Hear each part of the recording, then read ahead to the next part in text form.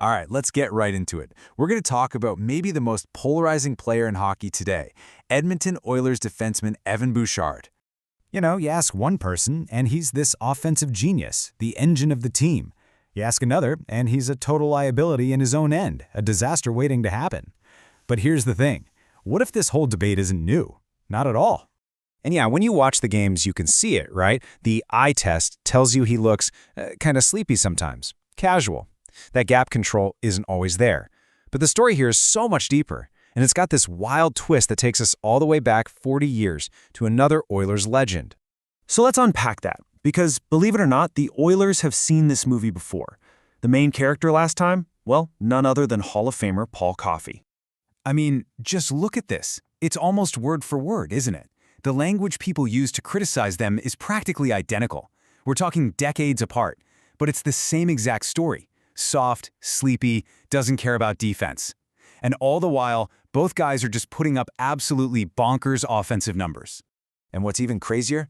The solution, the playbook for how to handle a player like this, it's exactly the same. You've got this offensive dynamo who likes to roam, so what do? You stick him with a super reliable, stay-at-home defenseman, a safety net. For Coffey, that was Charlie Huddy. And for Bouchard today, it's Matthias Ekholm. It's the same formula. Okay, so the historical parallel is fascinating, for sure. But that's only half the story. To really truly get to the bottom of the Bouchard Paradox, we have to go beyond just what we think we see. We gotta look at the numbers. And this is where it all gets really interesting. We need to talk about two different ideas, coverage versus suppression. See, your eyes, the eye test, they're great at seeing coverage. Is he tying up his man in front of the net? But analytics, they measure something else entirely, suppression. And this one distinction, this is where the two narratives about Evan Bouchard just completely split apart. Okay, get ready for this, because this one number right here changes the entire conversation, 49%. When Bouchard is on the ice at even strength, the play is in the offensive zone almost half the time. Think about that.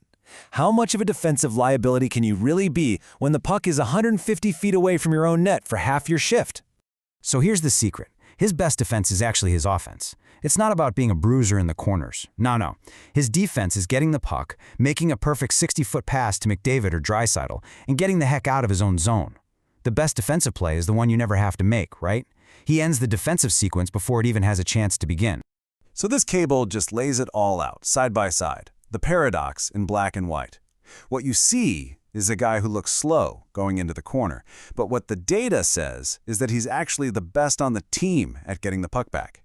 Your eyes see that one awful highlight reel turnover. The data shows that with him on the ice, the Oilers dominate possession and scoring chances.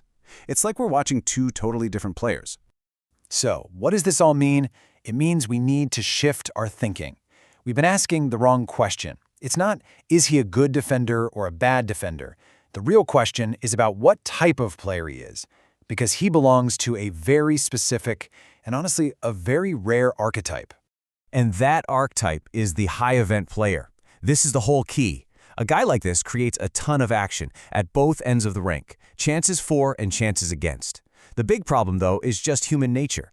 Our brains are hardwired to zoom in on that one big mistake, the tax, as they call it, that ends up in our net. We remember that way more than we remember the 10 great plays he made to create goals for his own team. And don't think for a second this is some newfangled spreadsheet idea. This philosophy, this was the entire DNA of the 80s Oilers dynasty. They didn't just tolerate the chaos that came with Paul Coffey, they weaponized it. They built a dynasty on it. All right, so now that we have this new lens to look through, the high-event player, let's bring it all home. Where does Evan Bouchard actually fit in the grand scheme of things? How does he really measure up to the ghost he's chasing? Let's be real for a second. Paul Coffey's peak season is untouchable. It's from another planet. 48 goals from a defenseman, 138 points. It's video game numbers. That's probably never happening again.